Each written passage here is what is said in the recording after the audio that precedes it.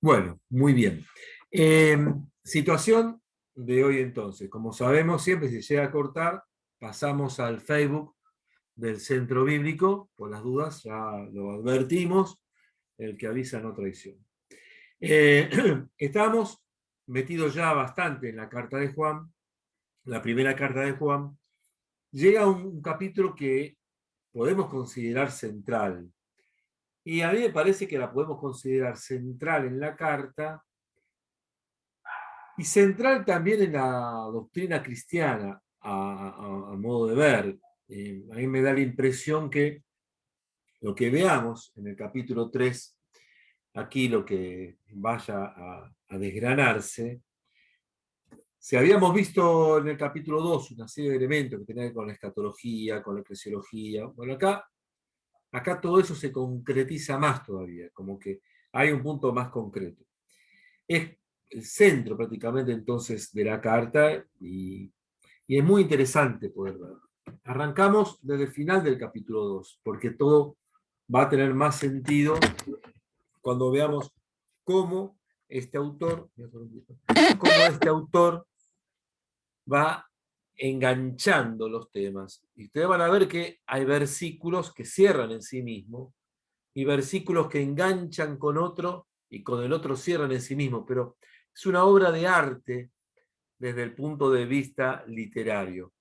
Yo hace muchísimos años, no me acuerdo ahora el nombre, porque siempre, tengo siempre presente, yo fui a una tesis sobre la primera carta de Juan de un alumno de aquel tiempo, el ICEDET, que presentaba una eh, tesis sobre la primera carta de Juan, que era maravilloso ver cómo él había descubierto y había percibido cómo eran constantes enlaces de versículo a versículo y cómo cada versículo estaba enlazado.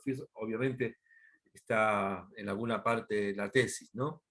Y la verdad que es admirable la obra literaria de este autor. Nosotros podemos arrancar desde el capítulo 2, versículo 28, sobre todo porque ustedes saben que los capítulos y versículos son puestos arbitrariamente bastante después, con lo cual todo lo que significa unidades de versículos y relaciones entre versículos es obra del autor que no coinciden con los capítulos y versículos que se pusieron después, en la Edad Media. En el 28, el autor dice, y ahora, hijos míos, permaneced en él, para que cuando se manifieste tengamos plena confianza y no quedemos avergonzados lejos de él en su venida. ¿Por qué es importante tomar este versículo 28 como lo que antecede o la introducción al capítulo 3? Hay temas que se van a repetir. Por ejemplo, en el 28, versículo 28, cuando se manifieste, se va a repetir en el capítulo 3, versículo 2.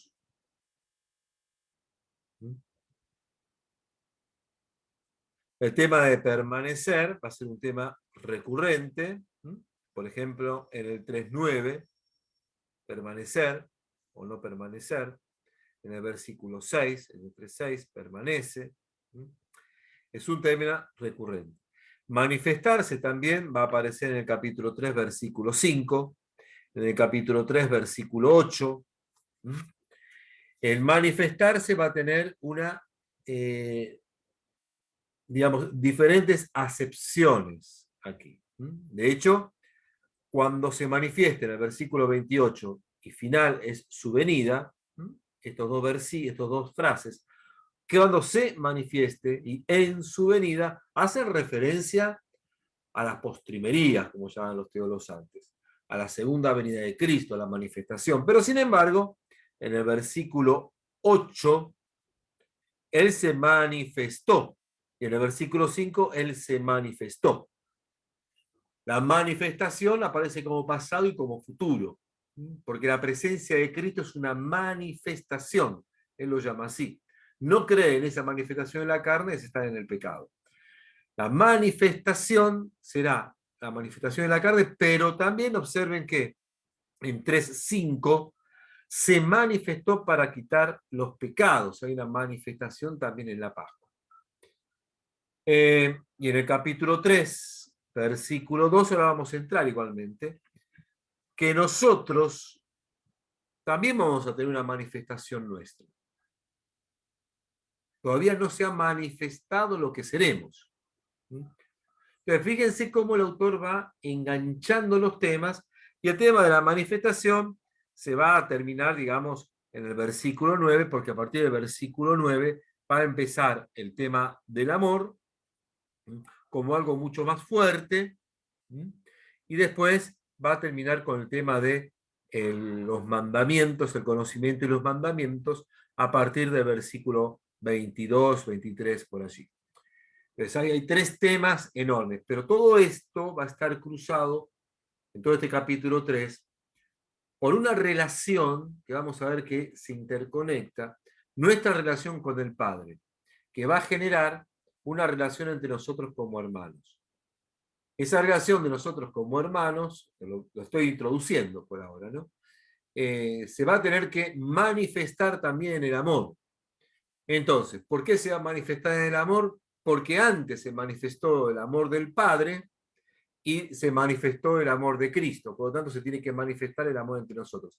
Si esto es un despelote, tienen razón, porque el hombre pareciera que está confundiendo todo, pero en realidad está queriendo que nosotros comprendamos de una manera más o menos detallada, muy detallada y muy cuidadosamente detallada, lo que para él es una sola cosa, que es el misterio de Cristo.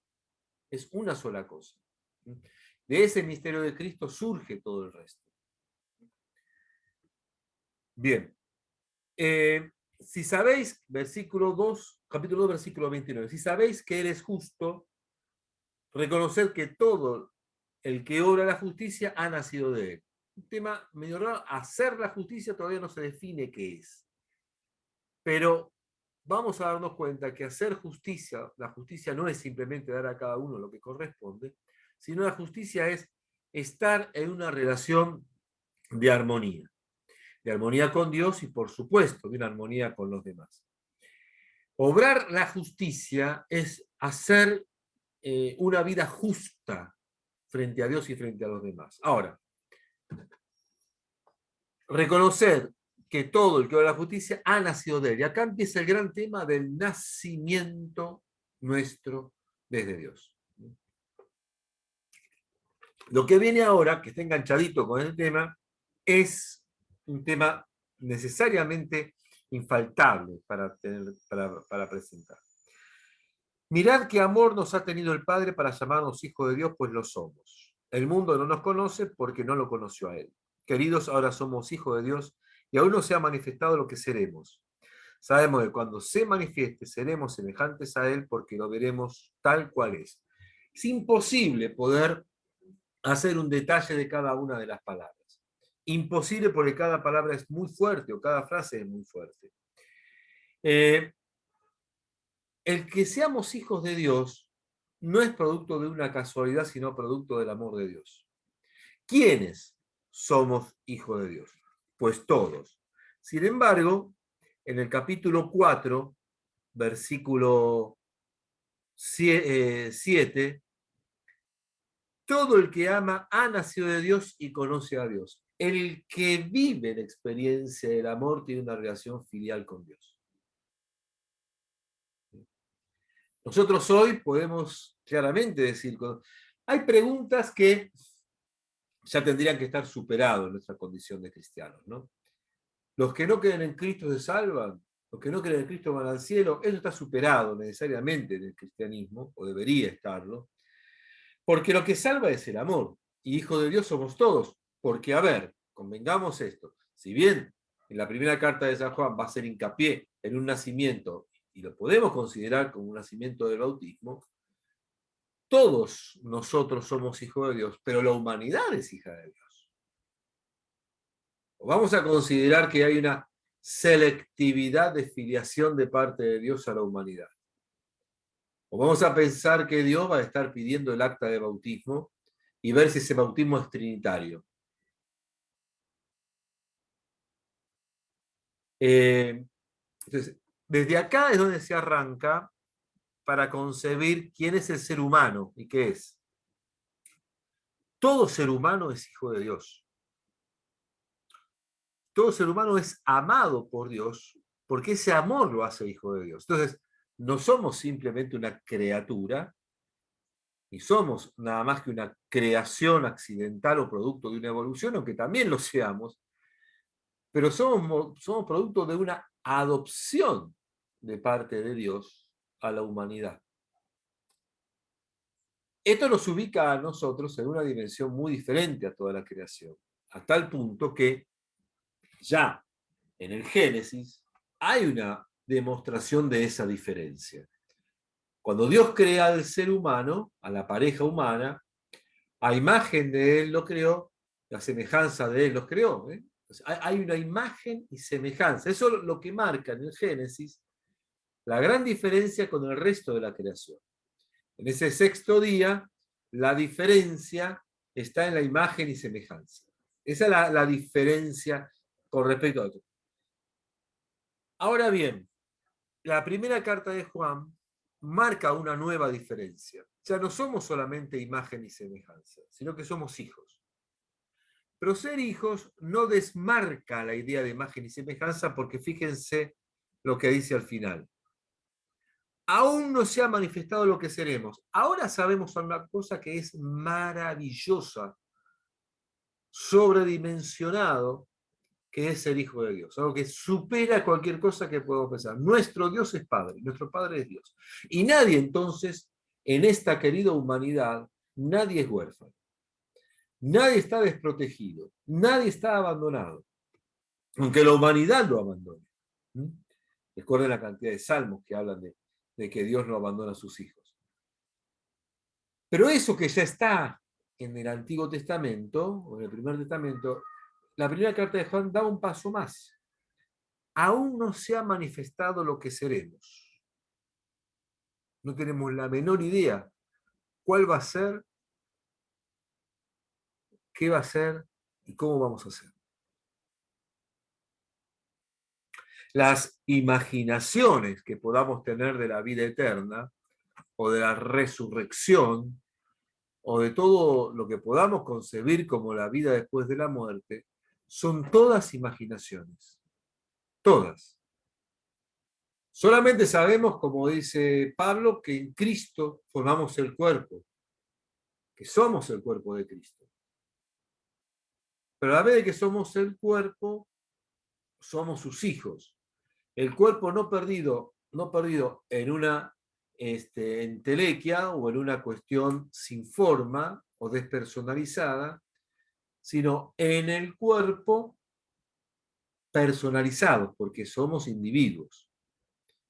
Eso es lo que podemos saber mínimamente y conceptualmente con nuestra pobre raciocinio de lo que podemos tener de raciocinio hasta el día de hoy. Mañana podemos, la lingüística, la filosofía y la teología podrán dar algún paso más. Pero hoy podemos decir, en este misterio que es el cuerpo de Cristo, del cual somos el cuerpo de Cristo, también somos hijos de Dios, donde hay una comunión, pero a la vez una identidad y una individualidad. Es el principio para nosotros de la dimensión humana. Una vida de unidad, pero a la vez donde hay una responsabilidad y una relación individual. Porque sabemos, no se ha manifestado lo que seremos. O sea, se va a manifestar Cristo, pero también se va a manifestar lo que seremos nosotros.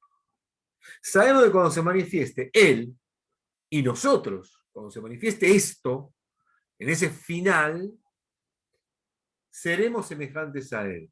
Si bien en Génesis decía, Dios nos hizo semejantes, pero todavía no somos tan semejantes, parece ser. Según la primera carta de Juan, que está haciendo una especie de hermenéutica o interpretación del Génesis. Ya lo vamos a ver que va a ser una interpretación del Génesis en el relato de Caín y Abel. En esta interpretación del Génesis hay una semejanza que todavía no se determinó. No es solamente esa imagen y semejanza creadora, sino será una imagen y semejanza con un nombre que suena raro, que es imagen y semejanza, o semejanza escatológica, la del final de los tiempos, la de los resucitados. Una semejanza de los resucitados. Esto es lo que podemos es gozar mínimamente con todo esto. Y seremos semejantes a Él porque le veremos tal cual es. La semejanza proviene de la participación de la mirada, según este texto. También, es ver, para el Evangelio de Juan y para la tradición juánica, está muy asociado a creer. Pero se cree cuando no se lo ve. Dirá también la carta a los hebreos.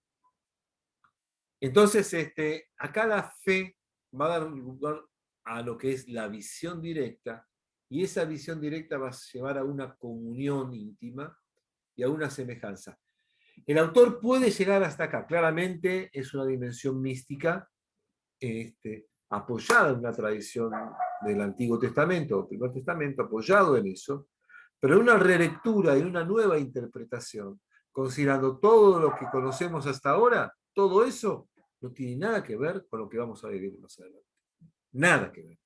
Eso no tiene nada que ver. Por lo tanto, estamos expectantes esperando esa manifestación.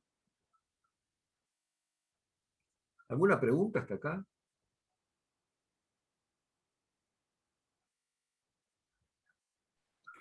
Bueno. En el versículo 3 comienza un tema que es el tema también de la manifestación, pero en relación al pecado. Todo el que tiene esta esperanza se purifica a sí mismo como él es puro. Obviamente, me habló de la fe, me habló del creer, me habló del ver, ahora me va a hablar de la esperanza, y dentro de un rato me va a hablar del amor. No es que el tipo esté haciendo una disquisición de las 3 virtudes teologales, pero simplemente aparece como algo propio en la tradición griega también, estas 3 virtudes que se conocían entre los griegos. Aquí no se ven como virtudes, sino más bien como actitudes. No son las virtudes teologales, sino que son actitudes con las cuales tenemos que convivir y las cuales tenemos que desplegar y las cuales tenemos que desarrollar. Todo el que comete pecado comete también la iniquidad, pues el pecado es la iniquidad. Y sabéis que Él se manifestó para quitar los pecados y en Él no hay pecado. ¿Cierto? La pureza de Jesús que se manifiesta genera en nosotros esa misma pureza. O sea, acá también. Nosotros no somos los que nos hacemos hijos de Dios. Él nos llama hijos de Dios. Nosotros no somos los que nos hacemos puros. Él nos hace puros. El tema de la gracia aquí es fundamental. A nosotros nos toca ¿qué? Pues cuidar de no caer en el pecado, como vamos a ver ahora. Todo el que peca, todo el que permanece en él no peca.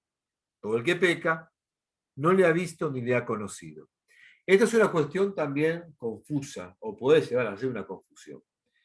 Permanecer en Cristo, no pecar. Sin embargo, ya habíamos visto en el capítulo 1 que si pecamos, tenemos un Paráclito que intercede por nosotros. La cuestión para la primera carta de Juan es que si estamos tan unidos a Jesús, sería incoherente la condición de pecadores. Pero también tenemos que ver a qué llama el pecado. Él llamará pecado a la iniquidad. La iniquidad acá es la ruptura de la justicia.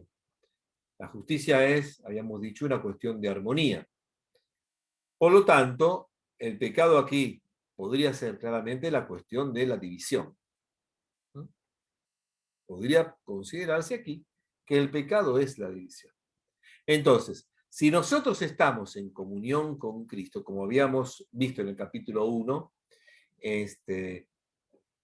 queremos que ustedes estén en comunión con nosotros, ustedes están en esto, entonces no hay ruptura, porque hay un convencimiento esencial. ¿Van siguiendo o estoy muy complicado? No, sí. Qué suerte, pues. A veces el que se pierde soy yo, entonces. Es muy complicado, pero te seguimos, José Luis. Sí, me va siguiendo. Sos un buen profesor. No, pero vieron lo que es esta carta. La cuestión es la carta. La cuestión es la dimensión. Sos vos. ¿Eh? No sos vos. No sos vos, soy yo. Claro, es la carta. Es la carta. No soy yo, es la Es la carta. carta. Bueno, observen esto, que todos seguimos. Todo el que peca ni le ha visto ni le ha conocido. ¿Mm? Entonces, ese es un signo. No ver a Jesús o no conocerlo es el pecado. Después me va a mostrar. Nuevamente, para la tradición juánica, ver y conocer son sinónimos. ¿Se acuerdan que habíamos dicho luz, conocer, ver, gloria? Todo eso son grandes sinónimos que se podemos meter en una sola columna. Pecado, noche, injusticia, desamor, ceguera, odio, todo eso va en la otra columna. Y todos esos funcionan como sinónimos, que se oponen constantemente como si fueran dos imanes que se repelen. ¿Mm? El mundo y la luz. Claro, claro, Me exactamente. quedó muy grabado toda esta semana, José Luis, con respecto a esto de la oscuridad, lo de Judas. Ah, Siendo de noche salió, pero es como que, viste, vos decís, tantas veces pasé por ese pasaje, ¿no? viste, eso nos pasa muchísimo, nos pasa muchísimo. Pasamos tantas veces por ahí y nunca vimos que estaba prendida la luz. Algo así Claro. pasa. Pasamos muchas veces por algunos, porque es muy curioso eso. Era de noche. Son 3 palabritas. ¿Por qué pone eso? Después de un Claro, y punto. uno lo ve. Además, si uno puede pensar, no es necesario, porque lo sabíamos que era de noche porque era la cena. O sea, ¿para qué menos? Pero esas pequeñas perlitas que hay en el Evangelio, en toda la Biblia, ¿no? Uno encuentra estas cositas así. Bueno, versículo 7. Hijos míos, observen que si bien somos hijos de Dios, este hombre se atribuye la condición de ser padre. No porque quiera ponerse en el lugar de Dios, porque él también es hijo de Dios. Porque dice, lo somos. Él también es hijo de Dios. Pero en este tiempo, él ocupa un rol paternal, de cuidar a este grupo. Que no obra la justicia justo como él es justo. Bien, observen que este versículo 7, perdonen, pero esto es así, yo no hago el problema. Este versículo 7 está enlazado con el versículo 4, que habla de la iniquidad o la injusticia en relación al pecado. Pero también está enlazado con el 2.29. El que es justo, obra con justicia. Yo esto es lo que quiero mostrarles, que este hombre a veces va saltando como un caballo de ajedrez. Tuk, tuk, tuk, tuk, tuk, tuk. O como habíamos visto la otra vez, el punto crochet que va enlazando. No es casual que vaya, porque en cada salto que da este caballito, va avanzando un poco más. Quien comete el pecado es el diablo, eso no tenemos ningún tipo de duda, porque es el que ha roto y el que ha partido. La palabra diablo, va en contra, es opuesto a la palabra símbolo. La palabra símbolo busca el símbolo que congrega, genera una comunión, símbolo. El diablo genera una digresión, dia siempre es separación. El diablo acá otra vez está en relación con la ruptura de la comunión. El que peca es el que rompe la comunión. No solamente hay que considerarlo como un ser sobrenatural, maligno, de cola roja y cuernos, sino que cualquiera que rompe la comunión es un diablo.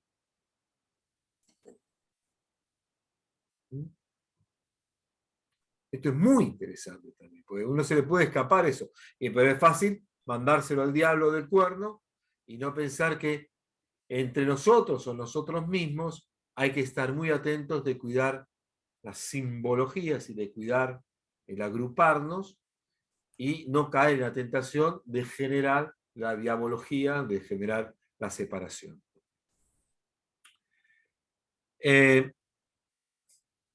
Pues el diablo peca desde el principio, el Hijo de Dios se manifestó para hacer las obras del diablo. Toda la situación del pecado histórico. ¿Por qué desde el principio? porque otra vez es una relectura del Génesis. Habíamos visto que antes estábamos con el tema del Génesis de semejanza, y qué pasa después de que Dios afirma que el hombre y la mujer son imagen y semejanza. Viene la serpiente y rompe esa comunión. Y después vamos a ver que esa comunión se va a expresar, esa ruptura de comunión se va a expresar en el primer fratricidio de la historia, que es cuando Caín mata a Abel. Todo esto detrás hay una exégesis hermenéutica y relectura del Génesis desde Cristo y desde la vida comunitaria. El tipo es impresionante. El tipo es un genio en todo esto. Versículo 9. Todo el que ha nacido de Dios no comete pecado, porque su germen, su semilla, permanece en él y no puede pecar porque ha nacido de Dios. Volvemos al capítulo 3, versículo 1, que somos hijos de Dios. Si somos hijos de Dios, es incoherente que vayamos hacia el pecado. Insisto, volvemos y nos metemos que esto tiene que ver con el pecado de la comunión, de la excomunión, de la ruptura de la comunión. Quien realmente está... Discúlpame, José Luis, ¿puedo hacerte una pregunta? ¿Puede ser que ese pecado como de discordia tenga que ver con la intención? Sí, claro, No vas a ver que después viene. No con el acto en sí, sino con la intencionalidad. Vas a Aquel verlo. que tiene la intención de dividir o de separar. En el capítulo 3 eso también está. Sí, en el capítulo 3 eso también está. Porque no es solamente un acto, sino que es una decisión. Y vas a ver que la decisión, para la tradición judía, la decisión está dentro del corazón. Por eso vas a ver hacia dónde apunta esta cuestión. En esto se reconocen, estoy en el versículo 10, los hijos de Dios, seguimos, y los hijos del diablo, o sea, la grieta que podemos considerar aquí, los hijos de Dios y los hijos del diablo. Recuerden que Jesús lucha también en algunos casos y les dice hijo de Satanás o hijo del diablo. Todo el que no obra la justicia no es de Dios. Todo el que no obra la justicia no es de Dios. Volvamos, la justicia es el que va generando esa cuestión de armonía. Ni tampoco el que no ama a sus hermanos. Y acá le van a hacer un tema nuevo. Porque me viene hablando de que somos hijos de Dios a nivel personal, pero eso lo va a explayar, lo va a expandir. Dice, a ver, ¿dónde está esa relación de justicia? ¿Dónde está esa relación de hijo de Dios? No solamente una relación personal, padre y yo, y hablamos de la comunión, sino una relación horizontal, el otro y yo. Ahora, el otro no es mi prójimo, el otro es mi hermano. No es amar al prójimo, esto es amar al hermano. No es el que está al lado, es el que es hijo del mismo padre. No es al vecino, es al de mi familia. Porque entonces este autor considera que el otro es mi familia. No es solamente un vecino. ¿Estamos de acuerdo con lo que nos quiere decir? Bueno. El problema es la generalización de cuando es una comunidad que trata de diferenciarse de otro, porque en el fondo se está diferenciando de otro, ¿no es cierto? Ya lo vimos al principio, lo que dice en cuanto a... Ahora, es fácil, o sea, resulta claro para cuando es una comunidad. Ahora, cuando esa comunidad se transforma en una universalidad, ya no es tan fácil como hacer todo esto. O sea, cuando vos estás mano a mano con 10, 15, 20, 30 personas, manejar estos conceptos resulta claro por un lado y resulta evidente quién está de un lado y quién está del otro. Ahora, cuando vos generalizás esto a una situación como la que vivimos nosotros en una ciudad, la cosa me parece que se complica un poco. ¿Cómo traducir eso? Hay dos niveles, Juan José. En un primer nivel, la primera carta de Juan está hablando de la comunidad. Pero sabemos que no podemos limitarlo a la comunidad hoy por hoy, sino que eso se expande. En una primera lectura, el problema lo tiene esta comunidad dentro de sí misma. Nosotros tenemos ahora no solamente un problema dentro de la comunidad, sino que hoy no podemos leer esto solamente en nuestra comunidad porque nos hemos dado cuenta que hay una comunidad universal que sobrepasa las pequeñas comunidades. Entonces, esta carta ahora se nos hace más complicada todavía. Pero para el tipo también lo era, ¿eh? Aunque él abre de su pequeña comunidad o de su grupo comunitario, que sería un problema importante, muy importante, para nosotros ahora, además del problema que tenemos en nuestras comunidades, tenemos un problema en la comunidad humana. En esto, Francisco está apuntando de una manera muy novedosa y que ayuda a leer esta lectura, con el hecho de la coinonía universal, oikumene, fratelli tutti, toda la humanidad como somos todos hermanos. O sea, Francisco está haciendo una relectura. No, a ver, no es político solamente lo de Francisco. No es político solamente. Y no es cristiano solamente, claro, es interreligioso también. Claro, apunta a una dimensión de la fraternidad universal originada en Dios. Esto es muy, muy interesante.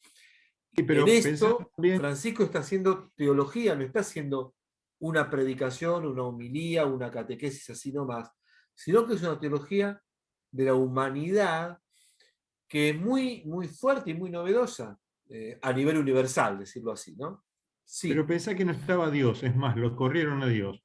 Y hablaban de igualdad, fraternidad, libertad, igualdad y fraternidad. No, y sin hablar de Dios, hablaban de la fraternidad, pues somos todos hombres. Sí. Somos todos iguales porque nos parecemos hasta, o sea, porque nos parecemos físicamente, sí. Ni siquiera sacaron eso. Digo, el tema de la comunidad, y esto por experiencia propia, no en comunidades religiosas, en otros tipos de grupos. Cuando vos hablas con 10, 15, 20 personas, es como que generás una situación, un ambiente, un clima, donde este tipo de cosas lo puedes. Ahora, cuando eso trata de generalizarse, y ahí encontrás desde otros que piensan diferente, que no estuvieron en la primera discusión y se llaman los grandes despelotes, ¿no es cierto? Bueno, quizás es un buen desafío, pero es así el mundo. Sí, claramente, José, claramente. Bien. Es mirar un poco al que tenés al lado, independientemente de que sea de tu grupo conocido o no, porque Francisco lo dice claramente, el que ves en la calle, ¿dónde está tu hermano? ¿No? Claro. Que no ser con una mirada indiferente, ver al otro. No hay que tener muy presente eso. Sí. Porque uno va corriendo. Seguimos con el versículo 11. Pues este es el mensaje que habéis oído desde el principio. Otra vez tenemos con el tema del mensaje, como decía el capítulo 1, versículo 5. Este es el mensaje que hemos oído de él. Algunos estudiosos de la Biblia consideran que el capítulo 1, versículo 1, este es el mensaje que hemos oído de él. Comienza una parte de la carta de Juan. En el capítulo 3, versículo 11, este es el mensaje, comenzaría otra parte de la primera carta de Juan. Y que la palabra justamente es el mensaje, este es el anuncio, dividiría la carta en dos partes. Pero bueno, eso. ¿Qué habéis oído desde el principio? ¿Desde el principio de dónde? Que nos amemos los unos a los otros. Desde el principio de Cristo. Y hacemos referencia a la carta misma, en el capítulo 2, versículo 10, como habíamos visto antes. Quien ama a su hermano permanece en la luz y no tropieza. Este es el mensaje. Y hoy en esta parte, va a profundizar esta idea del mensaje. Pero por un ejemplo, también del Génesis. Fíjense que estamos haciendo un recorrido desde el inicio de la creación en este capítulo, ¿no? Somos imagen y semejanza, pero somos más. El diablo desde el principio generó una división y desde esa división estamos viviendo una situación de pecado.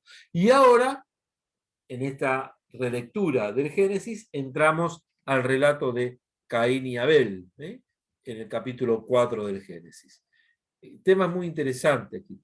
Dice, pues este es el mensaje que habéis oído al principio, que nos sabemos unos a otros, no como Caín, que siendo del maligno, ya no dice del diablo, ya ahora lo personifica, del que pertenece al mal. Mató a su hermano. ¿Y por qué lo mató? Porque sus obras eran malas, mientras que la del hermano eran justas. Esto no es tal cual así como lo marca el Génesis. Primero, todos tenemos ahí la palabra mató, pero el texto original es lo degolló. Y en el Génesis no aparece como lo mató. En el Talmud puede aparecer en alguna parte de esto, pero acá es lo degolló. Lo degolló. Degollar es muy dramático porque es dejar caer la sangre, y la sangre estaba la vida.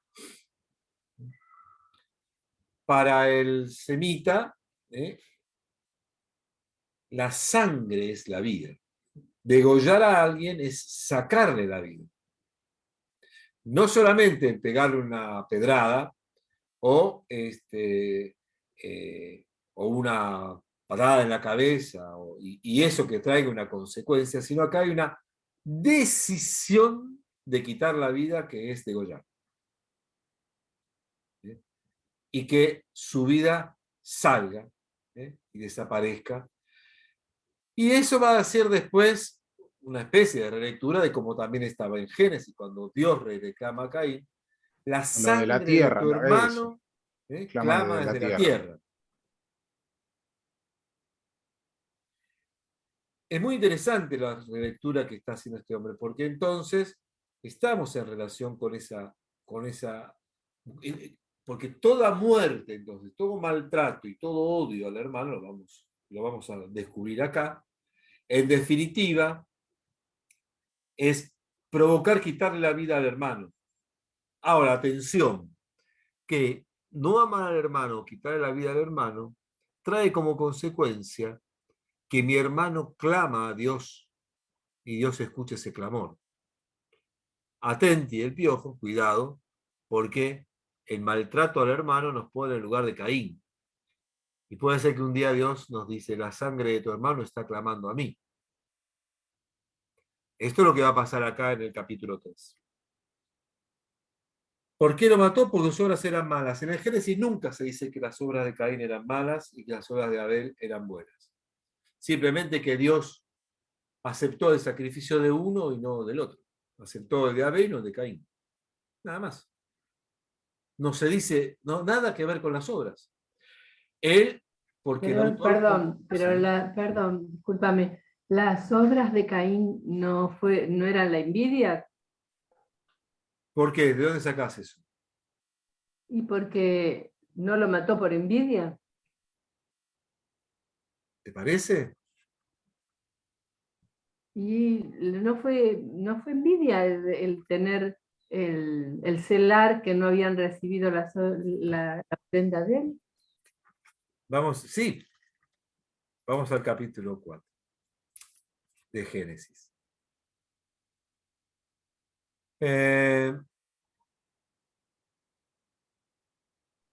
4:8. Sí, pero vamos al versículo 3 para que veamos del principio. Vale. Pasó algún tiempo y Caín hizo a Yahvé una oblación. Pero antes, fue a ver pastor de ovejas y Caín labrador. Pasó algún tiempo y Caín hizo a Yahvé una oblación de los frutos del suelo. También Abel hizo una oblación con los primogénitos de su rebaño. Punto. Uno hace agricultor y otro es ganadero y cada uno ofrece de lo que trabaja. Y de la grasa de los mismos. Yahvé miró propicio a Abel y su oblación, mas no miró propicio a Caín en su oblación. Pero no dice por qué. Simplemente porque sí. Pero dice, y Caín se irritó. Ajá. Por lo cual Caín se irritó en gran manera y se abatió su rostro, se deprimió. Claro, se enojó. No dice que tuvo envidia. Se enojó. Se enojó y ese enojo entró al corazón y lo abatió. Yahvé dijo a Caín, ¿por qué andas irritado? ¿Y por qué se ha abatido tu rostro? ¿No es cierto que si obras bien podrás alzarlo? No, te voy a dar una oportunidad. Decayó su semblante, dice mi versión. Claro, se deprimió. Se deprimió. Yo le doy una oportunidad. Podés salir de esa depresión provocado por la irritación. Podés salir. ¿Cómo podés salir? Y sé bueno. La bondad te va a curar y vas a poder estar de pie, estás alzado. Mas, si no obras bien, observen esto, a la puerta está el pecado, echando como fiera que te codicia y a quien tienes que dominar. si no obras bien, si no sos una buena persona, si no cambiás esa bronca que tenés, no dice envidia, esa rabia, esa depresión, si no cambiás eso, el pecado te va a absorber. Caín dijo a su hermano, a ver, vamos afuera. Y cuando estaban en el campo, se alzó Caín contra el hermano Abel y lo mató. No dice que lo degolló, lo mató. Entonces ahí viene, ¿dónde está tu hermano? Etcétera, etcétera. No dice por qué. En realidad, lo que se muestra es que Caín está haciendo un proceso donde el enojo lo lleva al abatimiento y la depresión. Eso abre las puertas a no portarse bien. Y pudieron tener una decisión de transformar y portarse bien, deja que eso lo domine, y cuando el enojo lo domina, entonces mata al hermano. Es una radiografía de la humanidad. Es una radiografía de la humanidad. El tema es por qué Dios elige uno u otra. Ya es otra historia, es otro trabajo, es otro estudio, es otra cuestión. Ahora, de todas maneras, después, Caín termina siendo protegido por Dios con una señal para que nadie lo mate, etcétera, etcétera. Pero bueno, lo que vemos aquí entonces es que Caín no es que Dios no le aceptó la ofrenda porque era malo. Después fue malo, después hizo mal, no con la ofrenda. Él habrá ido con toda la buena voluntad del mundo y de todo. Recuerden que en Génesis son relatos mitológicos o míticos, relatos de enseñanza religiosa, no son relatos autobiográficos o documentales. No es una documental de Netflix, capítulo Génesis del 1 al 11. Ni de Amazon, no. Acá no hay ningún streaming, nada. Esto es un relato para poder enseñarnos qué es el ser humano y que siempre fuimos así. No es que antes no fuimos. Siempre. Lo que te pasa a vos le pasó a fulano, mengano, sultano. David mandó matar al esposo de Salomón. Todo pasa por lo mismo. Todo pasa por lo mismo. Ahí no se portó como Job. No. Job, sale el chivo. El mes que viene tenemos un curso sobre Job. ¿Qué más? El mes pasado lo estuve leyendo.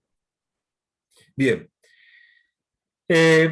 Versículo 13. No os extrañéis, hermanos, si el mundo os aborrece. Y acá viene el mundo, como habíamos dicho, que es lo que se opone a Dios. Entonces, yo soy de Dios, el mundo, lo que se opone a Dios se va a oponer a mí. Nosotros sabemos que hemos pasado de la muerte a la vida. Nosotros sabemos que hemos transitado la Pascua. Eso es lo que está diciendo. Esa primera parte del versículo. Nosotros sabemos, ¿por qué? Volvemos un poquito para atrás. Somos hijos de Dios, hemos pasado la Pascua. ¿Habrá algún tema del bautismo? Puede ser. Puede ser. Puede ser porque después, más adelante, en el capítulo 5, va a haber otra referencia al bautismo. Puede ser. Pero hemos pasado de la muerte a la vida porque amamos a los hermanos. Sabemos que pasamos la Pascua porque amamos. Amar a los hermanos es el gran detalle, el gran signo de que hemos transitado la Pascua. Y de eso nosotros no nos podemos, es que no lo podemos obviar. Para nosotros eso tiene que ser un signo muy grande. Yo tengo que saber que amo a los hermanos. Si yo sé que amo a los hermanos, entonces sé que pasé de la muerte a la vida. Sigo. Quien no ama permanece en la muerte. Por supuesto, porque se quedó en la muerte y no pasó a la vida. O sea, todavía está en el sepulcro. Porque no amamos. Sigue. Quien no ama permanece en la muerte. Todo el que aborrece, fíjense, aborrece, ponemos acá como una traducción suave, pero el texto griego dice también odia.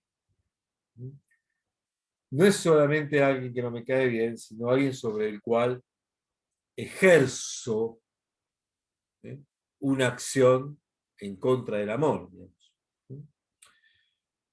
Por eso mismo se dice, todo el que aborrece a su hermano es un asesino. Me relaciona con Caín. No amar para él es odiar, porque para él no hay término medio. Recuerden que para la tradición jónica no hay término medio. No amar es aborrecer o es odiar. Y odiar es estar en el lado de Caín. Y sabéis que ningún asesino tiene vida eterna, que ningún asesino tiene vida eterna permanente en él. El tema de permanecer en Cristo. Sigo con el versículo 16, todo es muy fuerte. En esto hemos conocido lo que es el amor. Observen lo que es el versículo 16 para nosotros como lo que podríamos decir el querigma de la carne. El querigma de la carne. En esto hemos conocido lo que es el amor.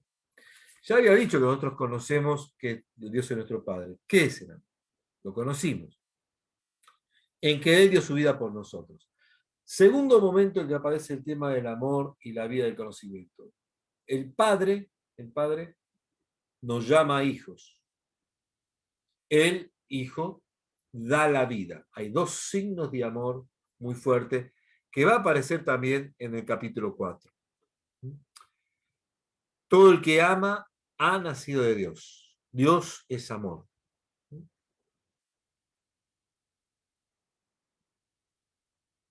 En esto hemos conocido lo que es el amor, en que Él dio su vida por nosotros. Pero también es, entonces, también nosotros debemos dar la vida por los hermanos. Fíjense que en el capítulo 2, versículo 6, hace una relación que hay que unirlo con estas pequeñas palabras que leímos recién. Quien dice que permanece en Él debe vivir como vivió Él.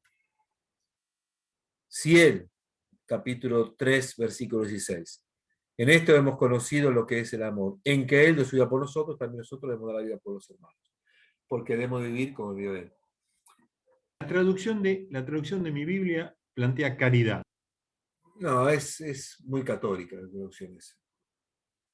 Porque fe, esperanza, caridad, es amor. Es amor, es ágape. No sé qué Biblia será, pero... Ver cantera. Bueno, es una traducción, me parece a mí... De la Vulgata. Bastante más antigua, ¿no? Hoy no se traduciría así. Cuando se traduce esa Biblia, había mucha influencia de la Vulgata, como dice Gonzalo, pero también mucha influencia de la catequesis, ¿no? Fe, esperanza, caridad. Bien. Ahora, también debemos dar la vida por los hermanos. Esto volvemos a relacionarlo con el Evangelio de Juan en el capítulo 13, cuando Jesús lava los pies a sus discípulos como signo de servicio. Ese servicio será dar la vida, y ese signo de servicio debe ser imitado por los discípulos también. Se ve que hay una correlación entre Juan 13 y esto. Ahora, ¿qué será dar la vida? La relación en este punto con el martirio, ¿no? Si alguno posee, y acá marca un punto de praxis, de ejemplo. Si alguno que posee bienes de la tierra ve a su hermano padecer necesidad y le cierra su corazón, ¿cómo puede permanecer en él el amor de Dios? Entonces, cuando va al tema de dar la vida, el hombre pone el punto máximo, ¿no? Es el punto máximo. Lo hizo Jesús. Ahora, para que uno no quede excusado porque no pudo morir, porque nadie lo mató, porque nadie lo llevó al martirio, nadie lo metió adentro de un circo romano, para que nadie pueda decir, bueno, entonces, a ver, para un poquitito, ¿qué entendés vos por dar la vida? Es la vida. Dar la vida no es que te maten. Dar la vida es entregar la vida cotidianamente. Y en entregar la vida cotidianamente, según este autor, es entregarla a los hermanos más necesitados. Por eso, este versículo 3:16 aparece como el gran querigma, me parece a mí, de la vida, que es a imitación de Cristo, entonces, Si Él demostró el amor, fíjese como decía Juan 13, tanto amó Dios al mundo que entregó su vida por nosotros, habiendo pasado este mundo al Padre, habiendo amado yo, los amó hasta el extremo. Si el amor hasta el extremo es morir, pero no morir sin haber dado la vida antes. O sea, la muerte, en este sentido, va a tener sentido si antes se dio la vida. Y la muerte martirial tiene sentido cuando hubo muertes cotidianas por el hermano. Entregas, renuncias, generosidades, dones, todo lo que pueda llegar a ser la vida cotidiana, eso será entregar la vida. Por eso el tipo va a ser muy concreto. A ver, los pobres, ¿cómo los tratás? ¿Cómo los cuidás? ¿Qué les das? ¿Cómo estás al lado de ellos? Por eso, acá dice, y les cierra su corazón. El corazón es el lugar de la decisión, no es solamente el lugar del romanticismo. Para la tradición judía es el lugar de la decisión. Cuando uno decide cerrarle su vida al otro. Lo que decían antes, es una decisión. Porque no amar es una decisión. Porque uno no puede excusarse de no amar al hermano, al pobre. No hay excusa para eso. Y la decisión, después obviamente se va a disfrazar de un montón de excusas, claramente. Ahora vamos a ver otro tema del corazón aquí. ¿Cómo fue traducido como para que se pueda entender lo que se quiere decir? Acá se va a poner la palabra conciencia, cuando en el texto griego el tema es cardías, es corazón. Versículo 17. Si alguno que posee bienes en la tierra ve a su hermano para hacer desear su corazón, ¿cómo puede permanecer en el amor de Dios? No hay posibilidades. Hijos míos, y acá viene algo muy parecido al Evangelio de Mateo y la carta de Santiago, sobre todo. Por ahí acá hay una beta judaizante también, o de tradición judía. Que, hijos míos, no amemos de palabra ni de boca, sino con obras y según la verdad.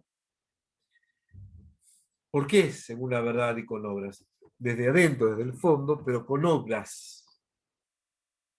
No con la boca, como dice la carta de Santiago. El autor lo que está haciendo aquí es movilizando a una acción en contra de aquellos que dicen que aman a Dios y aman al hermano, pero en realidad no hacen nada por el hermano. Si estos que dicen que aman a Dios no hacen nada para el hermano, entonces Dios no permanece en él, por lo tanto el amor no está en ellos, son del maligno. Y el signo que hemos pasado de la muerte a la vida es que amamos a los hermanos. ¿De qué manera? Dando la vida, no necesariamente muriendo, sino dando la vida, de una manera especial a los más pobres y con obras. Con obras. Versículo 19, en esto conoceremos que somos de la verdad y tranquilizaremos nuestra conciencia ante Él. En realidad nuestra conciencia, y a partir de acá, las veces que diga conciencia, hay que tachar y poner corazón. Porque el texto griego dice corazón. Yo cada vez que aparece corazón. Claro. Y lo repito. Reina Valera igual tengo. Sí, porque aparece en la Reina Valera busca siempre una traducción más, buscando más lo cercano a lo literal. Sí. Eso, siempre la Reina Valera es más literal. ¿Por qué pone conciencia la vida de Jerusalén en las otras Biblias? Porque la conciencia es el lugar de la decisión. Y para nosotros, para nuestra cultura hoy, el corazón es el lugar del afecto. Acá el autor lo que quiere decir que se trata de una decisión interna que es la que moviliza los actos. A eso le podemos llamar conciencia. Tranquilizaremos nuestra conciencia, o sea, lo que está dentro nuestro, lo que nos suena en nuestro interior. En caso de que nos condene nuestra conciencia, pues Dios es mayor que nuestra conciencia y conoce todo. Queridos, si el corazón, la conciencia, no nos condena, Tenemos plena confianza en Dios y cuanto pidamos, lo recibimos de Él, porque guardamos sus mandamientos y hacemos lo que a Él le agrada. También es complicado esto, es una conjetura, porque parece ser que cuando nosotros estamos en esta armonía con Él, nuestra conciencia está en paz con Él, nuestro corazón está en paz con Él, todo lo que pidamos lo vamos a recibir. En el capítulo 5, versículo 15 dice lo mismo. Desde el 14:15, 5, 14:15. En esto está la confianza que tenemos en Él. En que si le pedimos algo según su voluntad, nos escucha. Y si sabemos que nos escucha en lo que pedimos, sabemos que tenemos conseguido lo que le hayamos pedido. Esto es peligroso, pero hay que entender lo que quiere decir el autor.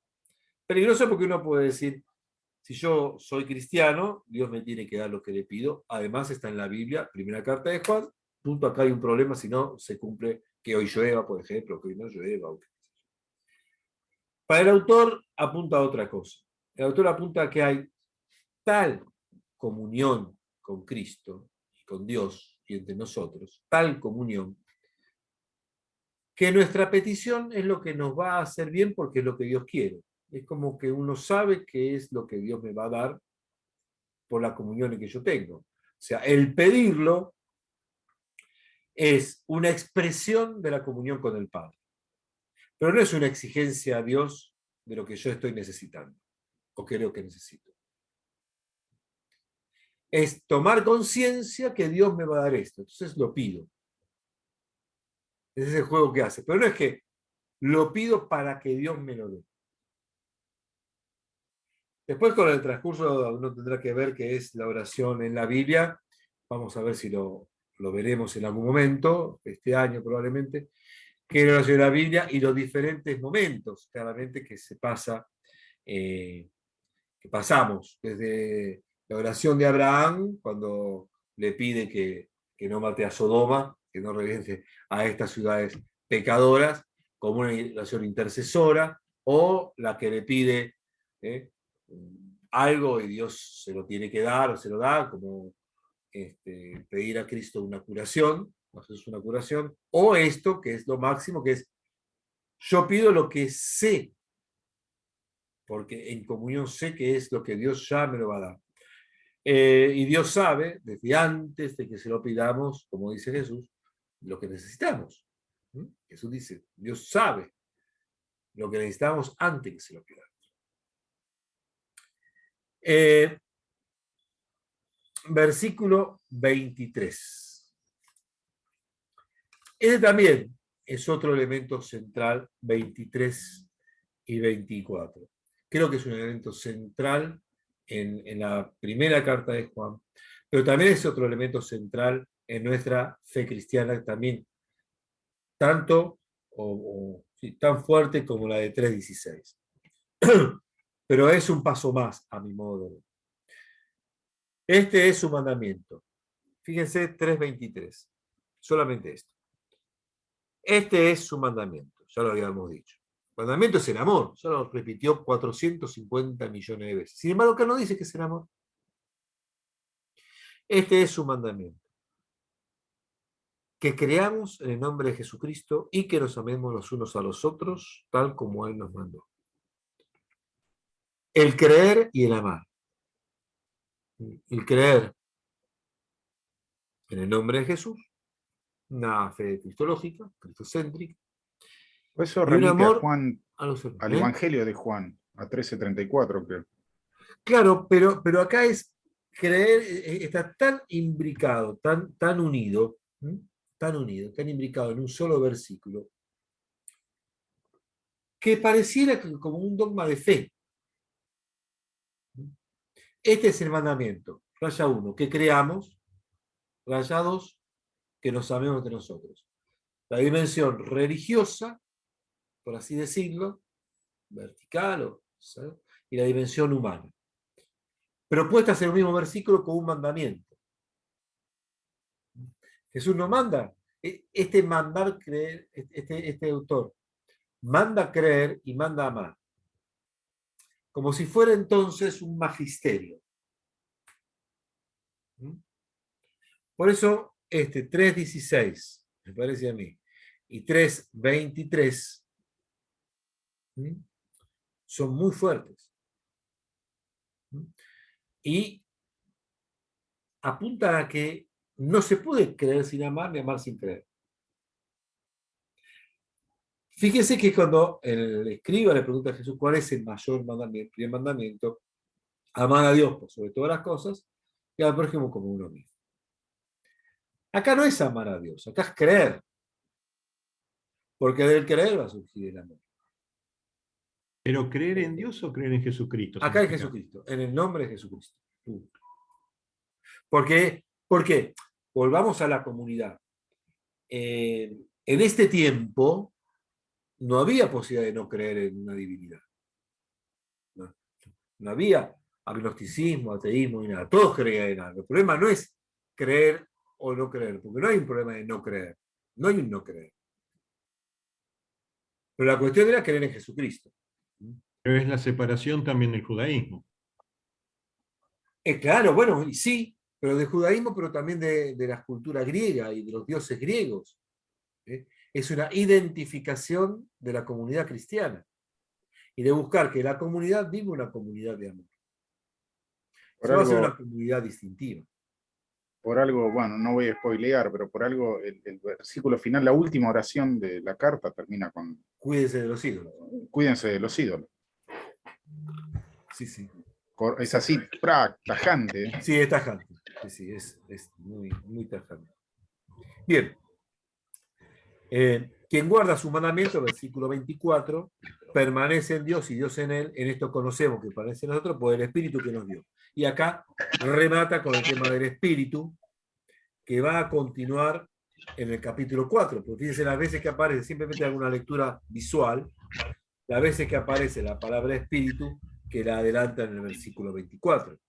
Va a aparecer los Espíritus en 4.1, el Espíritu de Dios en 4.2, el Espíritu que confiesa a Jesús en el 4.2, el Espíritu que lo confiesa en el 4.3. Por eso él larga un tema y lo va a desarrollar después en parte del capítulo 4. En síntesis, para que ya dejaríamos y veríamos el 4, así nos hacemos 4 en la próxima clase y quinto, capítulo 5 en la última. Vamos con los tiempos así, un capítulo por clase que me parece que nos hace detener, nos hace pensar un poquitito. Este capítulo 3, volvemos un poquitito para atrás para ver de dónde veníamos. Arranca que somos hijos de Dios y esto es grandioso. Y es verdad, Dios nos llama a sus hijos y es verdad. Esto es grandioso. Tan grandioso es que así como el Padre mandó a Jesucristo, para purificarnos, así también nosotros, como gestos de ese amor, somos enviados, como dice el Evangelio de Juan, como el Padre me envió, yo los envío, somos también enviados a dar la vida. No como una cuestión misionera. Esta comunidad no es misionera. Ustedes se dan cuenta que acá en ningún momento se habla de evangelizar, de llevar el Evangelio, de que crean todas las naciones. Bueno, acá es cómo vivimos entre nosotros. No hay nada más. Entonces, si nosotros nos estamos matando, entonces Dios no está acá. Bueno, si nosotros estamos dando la vida unos por otros, entonces sí. Está revelando la necesidad de repensar la comunidad desde la condición de hijo de Dios. No de la condición simplemente de portarnos bien, de ser buenos, de ser respetuosos. Todo eso está bien. Pero el origen esencial del cual tenemos que tomar conciencia es que todos somos semejanza de Dios, todavía no sabemos lo que seremos, y a pucha somos ahora hijos. Mientras tanto, dar la vida. Mientras tanto, creer y amar. Yo sé que es muy denso, yo sé que es muy denso esto, insisto, no es mi culpa, pero a ver, escucho No, yo decía que también todo esto es una respuesta a ese grupo interno que surgió dentro de la comunidad joánica, disidente de alguna manera, Entonces, también son respuestas a esos problemas, ¿no? Exacto, exacto. Él está respondiendo a un problema muy importante, que es, acá nos estamos dividiendo. Y esta división indica que no nos queremos. Y esta indica que lo que quería el que murió por nosotros, quería que seamos hermanos, pues no se está cumpliendo. A ver si vamos un poquito más para atrás y encontramos las fuentes, encontramos el origen, encontramos la esencia y encontramos el sentido. El mensaje es que creyendo en Jesucristo nos vamos a amar. Si nos olvidamos de creer en Jesús o nos olvidamos de amar, entonces estamos corridos. Entonces apunta a eso, como decís vos, a que se tome conciencia en un problema comunitario muy fuerte, se tome conciencia de quiénes somos y por qué somos y de dónde venimos para esto. Está muy bien, sí.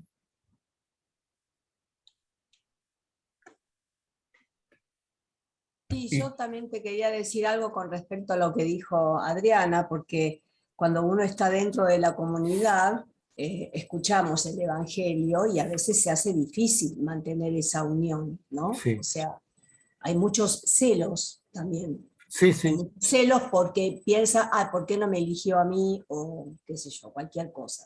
O sí. no me llama para leer, cosas puntuales, ¿no? Y bueno. Y muy infantiles a veces. Claro, totalmente, pero así somos. Así somos. Sí, pero en este caso todo el problema empieza, o me parece, por lo que vos explicaste la clase anterior, todo el problema empieza con los que empiezan a ver a Cristo de manera diferente. Es decir, eso después se refleja, que se pelean y esa es la falta de amor. Sí, de manera diferente, de modo incorrecto. Exactamente. Y eso porque acá el problema está en que se dividan. No lo ven el tema de la encarnación, no ven esto.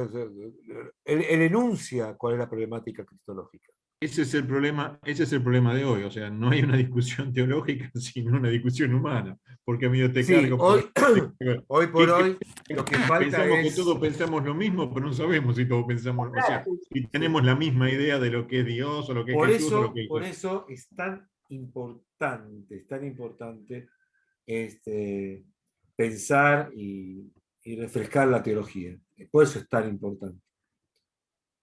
Esto que estamos viendo acá es fundamental para poder tener una espiritualidad y una vida comunitaria y todo eso, para salir también del infantilismo que decíamos recién, si no me eligió para esto. Es cierto, lo vamos a sentir, muchas veces vamos a sentir cosas así, pero la idea es saber superar, porque la humanidad, como dice la misma carta, si pecamos, bueno, tenemos a alguien que interceda por nosotros, decir, podemos meter la pata en esto, porque tenemos esa humanidad. Lo importante, quizás, según dice la carta, es que si pecamos, apunta a, si reconocemos que hemos pecado, entonces tenemos la posibilidad de reconstruir esa comunión. Y esto es muy, muy importante desde ahí, ¿no? Por eso está tan presente la humanidad acá, tan presente, que también nosotros tenemos que saber que los otros viven esa misma humanidad que vivimos nosotros. Y yo puedo reconocer mi debilidad y mi humanidad, y tengo que reconocer la humanidad y la debilidad también del otro. Y buscar entre todos un reconocimiento, pero uno también tiene que reconocer su vulnerabilidad o su debilidad, y en ese reconocimiento también volver atrás. Por eso, no sé, por ahí, lo que decimos siempre, no digo nada nuevo, no digo nada nuevo, lo que decimos siempre, que es la comunidad se construye cada día, y se construye, digamos, ante destrucciones, a veces hay que volver a construir. A veces se destruye y ya está, y punto, y se terminó, y basta, ya está, ¿no? Se suicidó, el suicidio también existe, así que... Sí, Sandra. No, esto que vuelvo a lo que decías, que aquello que pasó en aquel tiempo sigue pasando hoy como lo estamos compartiendo, y me quedaba pensando en esto de la fe infantil, o de creer de una manera infantil. Digo, cómo tenemos que todos con nuestras humanidades poder madurar y ver realmente cómo creemos, ¿no? Sí. Cómo creemos para realmente amar, y volviendo al martes pasado, en esto de ser comunidad permaneciendo en el amor. Sí. me parece que todo va, desde ya que todo va unido, pero me quedo pensando esto, Sí. como bautizados, Sí. supuestamente adultos y madurando en la fe, ¿cómo creemos y si como creemos podemos amar a pesar de todo lo que pasa en cada comunidad, ¿no? Sí, sí, sí. El versículo 23 me sigue dando vuelta, José Luis. A ver, léemelo porque yo sé la Biblia. Y yo con los anteojos, carísimo. Si el corazón no condena, confianza tenemos con Dios. Y cuanto le pidiéremos, lo recibimos de Él. Sí, sí. O sea, esta idea también, vos explicaste que no es así, pero esta idea de porque me porto bien o porque hago lo que tengo que hacer, me corresponde lo otro, ¿no? Esta Sí, es eso una es idea, terrible. Viste que eso es una idea peligrosísima esa. Lo escuchamos, ¿no? ¿Por qué no me da lo que yo le pido si yo soy una persona buena, si hago el bien? Y no va por ahí la cosa. Es como muy mercantil eso, ¿no? Pero tenemos, y eso sigue siendo infantil. Y la verdad que no siempre nuestra catequesis cristiana modifica eso, ¿no? No siempre, no siempre. Y después, el problema es que después se sufre más, porque después uno va pasando el tiempo, al pibe uno le enseña eso, al joven, a la gente grande. Y después cuando viene unas situaciones críticas, me parece, eso es porque uno ya es grande y ha pasado por todos los lugares que uno puede haber pasado. Y si yo le pedí que me saque de esto, ¿por qué no? Entonces, viene un rechazo a Dios simplemente porque yo tenía tanta seguridad de que era bueno, entonces Dios tenía que haberme dado lo que yo le pedía, porque era así. Como anticipo, eso está en el libro de Job, y es lo que Job viene a reformular. Job, pobre tipo, pan de Dios,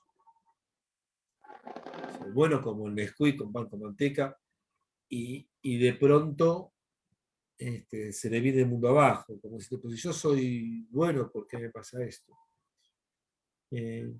Bueno, y Job tiene que hacer un camino de maduración en la fe muy fuerte, lo veremos seguramente con el curso, pero después pasa Es eso, un de poco que la mucha pregunta gente, del dolor, ¿no? ¿Cómo? Un poco la pregunta del dolor, porque Sí, la del la dolor. del dolor y la del comercio, como decía, yo Dios te pedí que me saques de esto y no me sacaste, no solamente del dolor, de alguna dificultad o pedirle para que pase tal cosa Sí, y lo no me lo digo en el diste sentido de y que la esto. complejidad, que la vida tiene que ir por donde uno quiere y no por donde Sí, Dios nos pone, sí, digamos, un poco sí, así, ¿no? sí.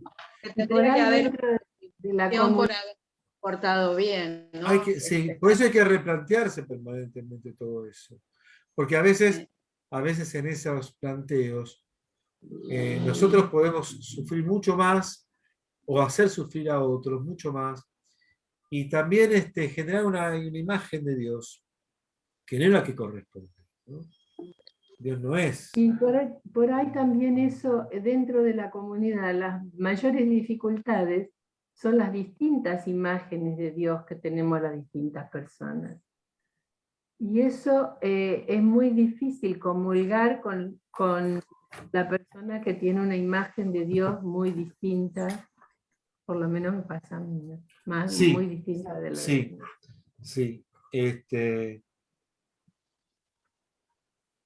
Yo voy a Esa anotar imagen de Dios algunas también vino palabritas de muchas ustedes para veces desde la después, iglesia. anoto algunas palabritas de ustedes después para retomarlos en un momento. Y por eso me distraje anotando. ¿Cómo, Adriana? Perdón. No, que esa imagen de Dios también vino mucho desde la iglesia, nos han formado con esa idea. Sí, nos han formado con unas han imágenes de catequizados Dios, de esa manera.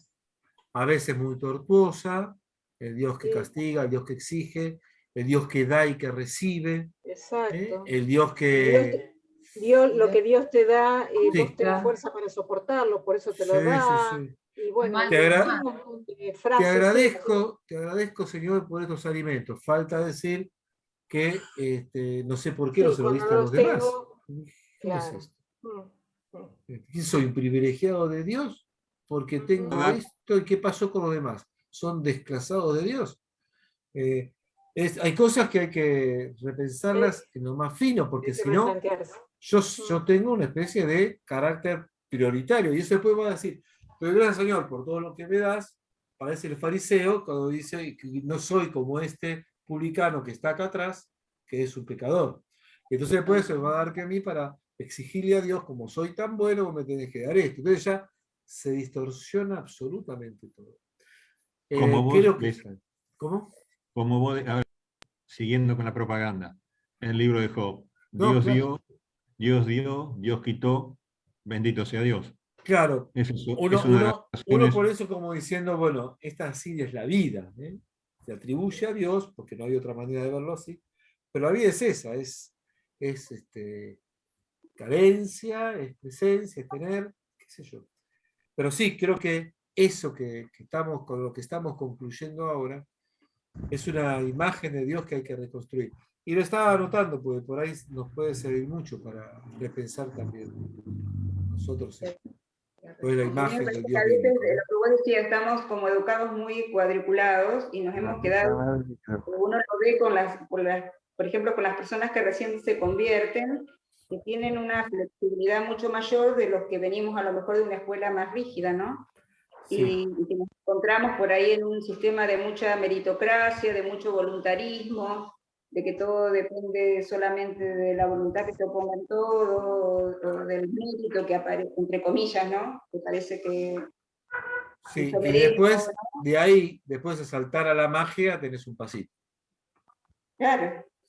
Y la confianza, y la confianza en Sí. Dios, el amor de Dios, la Sí, misericordia después. de Dios. Por eso está muy bueno ver todo esto, porque fíjense cómo desde una lectura de un capítulo, de varios capítulos de una pequeñita carta, uno toca un fondo muy importante, que es, bueno, ¿en qué Dios creemos? ¿En qué Dios creemos? Por eso digo que está bueno también lo que propone el Papa Francisco de salir, ¿no? Del sínodo, de salir y de ir conociendo y escuchando a otras personas que no conocen. Perdón, ¿cómo? ¿no? ¿Y se hace acá? Está bueno El- eso el también. trámite. Está A ver muy qué bueno. vamos a El de decir ciudadanía. nosotros, que Él sepamos lo recibe, escuchar. sí, sí, pero en realidad lo manda a Bahía. No, a mí yo soy Hay alguien que se los coloca hace en 10 un años y teléfono. mi hijo mayor, pero me desconocía que volvían a hacerlo acá porque los demás. Ahí está. Sí, está muy bien que podamos revisar y esto que estamos viendo, replantear. Creo que hay que comenzar a esta fundamental idea primitiva que es Dios Padre, ¿no? Y desde allí, como dicen ahora en la actualidad, que se dice para tantas cosas, pero desaprender mucho de nuestra... Eso es un dolor muy grande. Desaprender algunas cuestiones de nuestra religiosidad implica mucho, ¿no? Porque uno construyó o se construyó durante mucho tiempo y ahora decís, pucha, yo tengo que Quita mucha reconstruir. seguridad, ¿eh? Y sí. Pero Hace falta, sí, de acuerdo. claro, digamos, Si A mí no, me parece que es muy bueno volver a la palabra. sí. Me parece que mucho tiempo, por lo menos es mi experiencia, la hemos dejado, o nuestra lectura ha sido una lectura distinta de la palabra. Sí. Y me parece que esto de que hay, me parece que una búsqueda en la palabra del Dios en el que creemos, me parece que es muy... Una lectura, sí, dramáticas. una lectura de búsqueda, de autocrítica, y no una lectura de slogans, ¿no? De decir siempre lo mismo, siempre lo que estaba, sino de buscar y de hacer una crítica Y una permanente. lectura de hechos también, ¿no? ¿Cómo, Adriana? No solo sea la palabra, sino también concreta en las obras, en los hechos, ¿no? Sí, Que no sí. quede solamente Sí. en ese No, por eso está muy bueno. y en la búsqueda. No queda camino. Sí. A mí me impresionó mucho cuando vos pediste que volviéramos que leyéramos la carta, porque la verdad que la lectura compartida es re linda, en los títulos, ¿no? Porque uno dice, caminar en la luz, Sí. vivir como hijos de Dios en la fuente del amor y de la fe, ¿no? Y esta como vuelta, ¿no? Porque Sí. es como ver con el pecado. O sea, los títulos a veces nos ayudan a volver a ver las miradas, ¿no? Sí, O sea, son agregados que ponen los editores pensando un poquitito en que nos puedan ayudar, ¿no? caminar en la luz y vivir en el amor como hijos. Como Bueno, recolectar. gente, la hora, son 7:30. Bueno, agradecido por este espacio. Se nota que esta carta nos Muchas exige gracias. demasiado porque quedamos pocos. Pero bueno, 70 más o menos que se habían inscrito, aquí somos 20. No te hagas problema. Pero Cada vez que se empieza con estos temas pasa absolutamente lo mismo. no, pero está bien. La buena voluntad a veces no alcanza. No, tiene que ver con las búsquedas de cada uno y me parece bueno que haya diferentes búsquedas y diferentes espacios. Y con respecto a la lectura, me parece genial, pero si no está guiada, también leyendo se puede ir a cualquier lado. Sí, por suerte tenemos en nuestras Biblias comentarios, notas, los paralelos, y la Biblia nos ayuda. Siempre hay que sentarse y leerlo con tiempo y con las notas y los comentarios. Sí, Liliana. Una pregunta al margen un poco del tema de hoy. El curso anual que se va a dar de abril a junio y de agosto a octubre. Sí. Exactamente, el Antiguo Testamento y la segunda parte del Nuevo Testamento se lee. ¿Cómo Liliana, es más o menos la... Es eso. Antiguo Testamento para los 3 primeros meses y Nuevo Testamento para los segundos, para agosto. No sé, no lo escucho. ¿Se cortó? No, yo después, Liliana, porque vos te inscribiste, ¿no, Liliana? No lo escuché. Vos te inscribiste, Liliana. ¿Estoy colgado yo o se colgó Liliana? No escuché. Se colgó oye. Liliana. ¿Ese curso anual es presencial o es...? No, es online, pero ya cerramos el cupo porque nos superó ampliamente la cantidad de gente que podíamos controlar. Quedamos descontrolados también. Así que, pero sí, la primera mitad del año es Antiguo Testamento y la segunda mitad del año Nuevo. Es una introducción, ¿no? Es una introducción. Me quedé esperando el formulario que me ibas a mandar. Yo te lo mandé. También. ¿Lo viste? No. Ay, mamita querida. Bueno, a los que estaban esperando el formulario, después me mandan el nuevo un mail recordándomelo, porque yo se los mandé y los tengo que haber puesto. Pero mándenme el formulario, mándenme por mail que yo les había prometido algo. Ven que uno no es Dios. Yo les había prometido algo y no se lo di. Bueno, gente. Habíamos dado cuenta. Nos vemos el martes, si Dios quiere. Muchas gracias. Gracias a todos. Hasta luego. Gracias. Chao, chao.